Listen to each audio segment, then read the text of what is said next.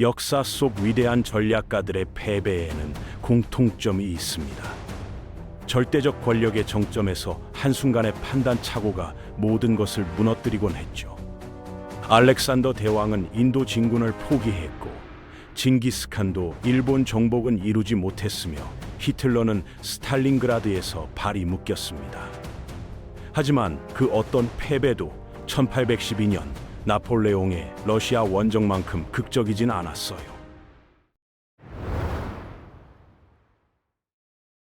18세기 말 유럽은 격변의 소용돌이에 휩싸여 있었습니다. 프랑스 혁명이 기존 질서를 뒤흔들었고 각국은 새로운 균형점을 찾아 헤매고 있었죠. 그 혼돈의 시기에 한 청년이 등장했어요. 코르시카 출신의 작은 포병 장교였던 나폴레옹 보나파르트는 놀라운 속도로 프랑스 군부의 실세로 부상했습니다. 이탈리아와 이집트 원정에서 눈부신 승리를 거둔 나폴레옹은 마침내 프랑스의 황제가 되었어요. 1804년 파리의 노트르담 대성당에서 스스로 황관을 쓴 그는 이제 유럽 전체를 소나귀에 넣으려 했습니다.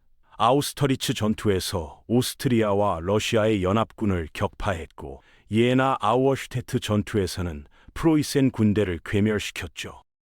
나폴레옹의 야망은 끝없이 부풀어 올랐습니다. 프랑스 본토에서 시작된 그의 제국은 이제 스페인과 이탈리아, 독일 전역을 집어삼켰어요. 1807년 틸지트 조약으로 러시아마저 굴복시켰죠. 유럽 대륙에서 나폴레옹의 유일한 적은 영국뿐이었습니다. 대륙 봉쇄령을 통해 영국을 고립시키려 했지만 러시아가 이를 제대로 이행하지 않자 나폴레옹은 분노했어요.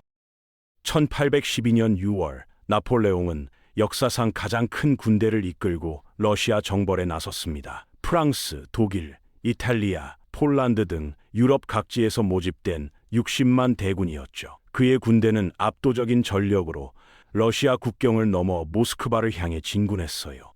하지만 러시아의 광활한 평원은 나폴레옹이 경험해보지 못한 전장이었습니다.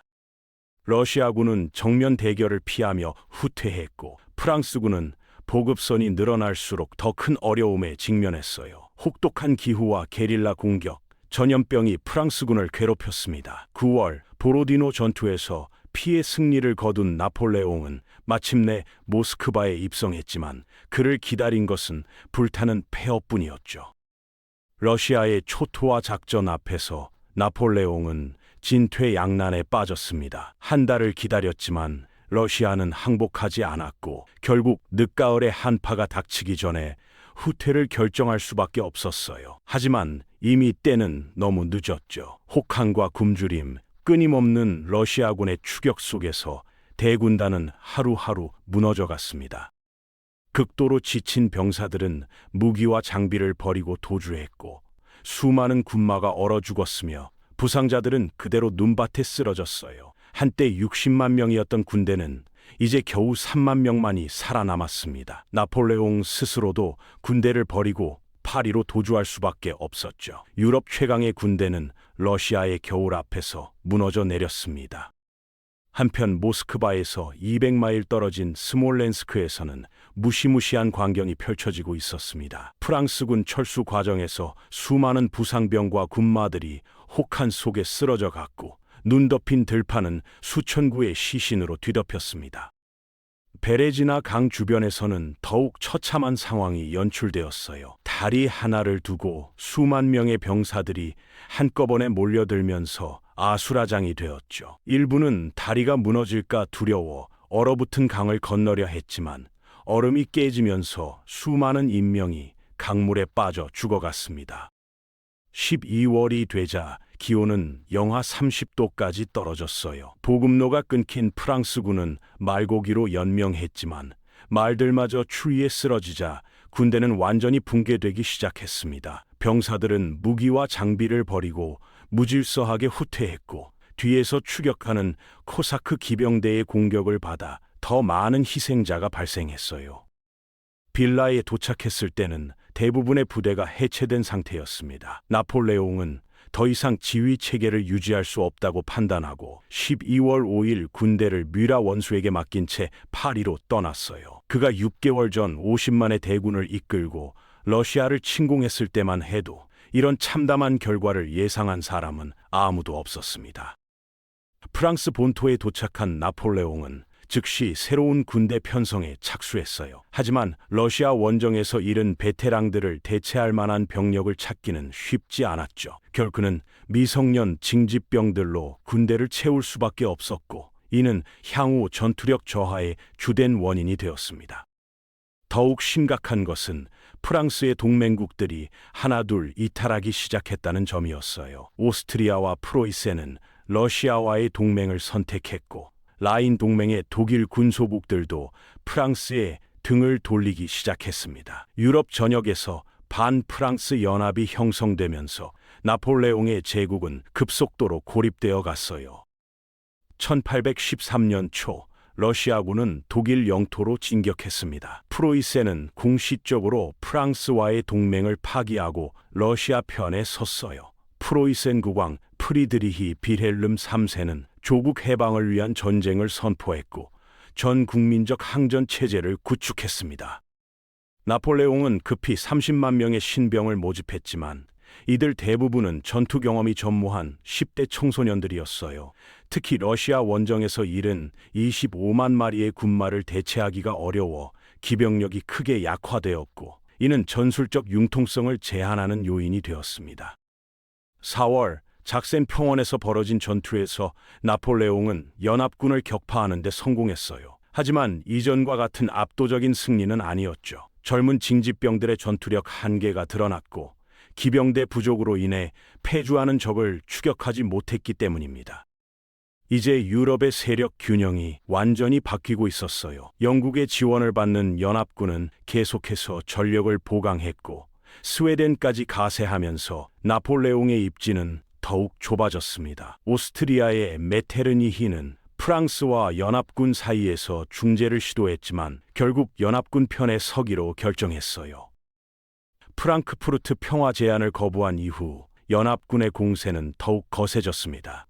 각지에서 치열한 전투가 벌어졌고 연합군 군대는 날로 프랑스 영토를 깊숙이 침투해 들어왔죠. 국경 요새들이 하나둘 무너지면서 방어선에도 구멍이 뚫리기 시작했습니다.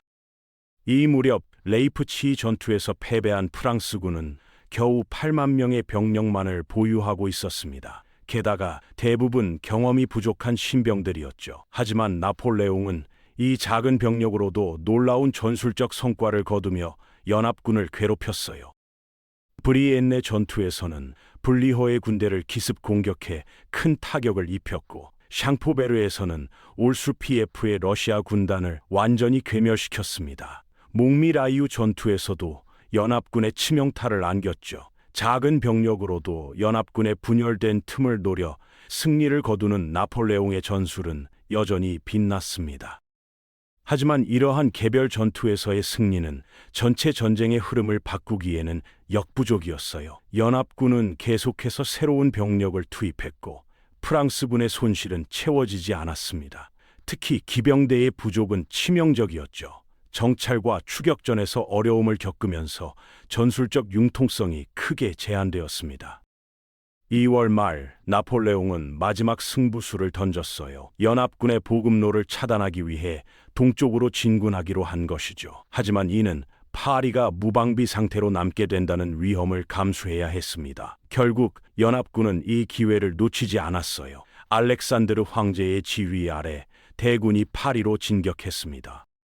3월 30일 파리 방어전이 시작되었죠. 마르몽과 모르티의 원수가 이끄는 수비대는 용감하게 싸웠지만 12만 명에 달하는 연합군의 압도적인 전력 앞에서 오래 버틸 수 없었습니다. 결국 다음 날 아침 파리는 항복을 선언했어요.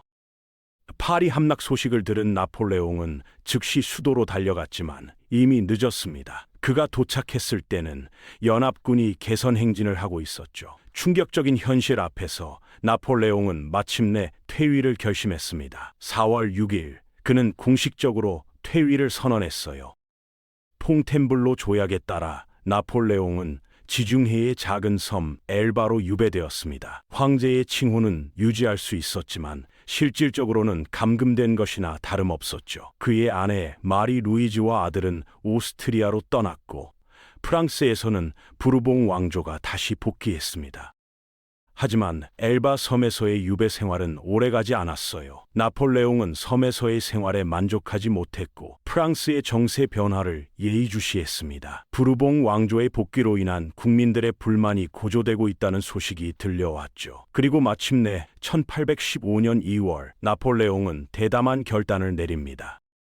300명의 근위대를 이끌고 엘바 섬을 탈출한 나폴레옹은 프랑스 남부 해안에 상륙했어요. 파리까지 이어지는 그의 행진은 놀라운 속도로 지지를 얻었습니다. 그를 체포하러 보낸 군대들은 오히려 그의 편으로 돌아섰고 3월 20일 나폴레옹은 다시 파리의 튜르리 궁전에 입성했죠. 이렇게 시작된 백일 천하는 유럽에 새로운 충격을 안겨주었습니다. 다시 한번 전쟁의 망령이 대륙을 덮치려 하고 있었죠. 연합군은 즉시 나폴레옹을 인류의 적으로 선포하고 대규모 군사 동원에 착수했습니다. 연합군의 선전포고로 유럽 전역이 다시 한번 전운에 휩싸였습니다. 나폴레옹은 엘바 섬을 탈출해 프랑스로 돌아왔고 파리에서는 수많은 시민과 군인들이 그를 영웅으로 환영했죠. 하지만 이는 그의 마지막 영광이 될 운명이었습니다. 워털루 전투에서 웰링턴과 블리호의 연합군에게 결정적 패배를 당한 나폴레옹은 결국 세인트 헬레나 섬으로 추방되었습니다. 그의 최후는 고독했습니다. 절해 고도에서 6년을 보내며 회고록을 집필했고 1821년 5월 5일 위암으로 생을 마감했죠. 51세였습니다. 그가 남긴 유산은 양면적이었습니다. 프랑스 민법전과 교육제도 등 근대적 개혁의 기틀을 마련했지만 200만 명이 넘는 전사자를 낸 전쟁의 상처는 깊었습니다. 나폴레옹 시대가 끝나고 유럽은 빈체제라는 새로운 질서를 맞이했습니다. 메테르니히를 중심으로 한 보수 반동의 시대가 열렸죠. 하지만 프랑스 혁명과 나폴레옹이 뿌린 자유와 평등의 씨앗은 결코 사라지지 않았습니다. 19세기 유럽의 자유주의와 민족주의 운동은 이를 증명했고 오늘날까지 그 영향은 계속되고 있습니다. 한 시대를 평가하기란 쉽지 않습니다. 다만 역사는 우리에게 권력과 야망의 한계를 끊임없이 일깨워주고 있습니다.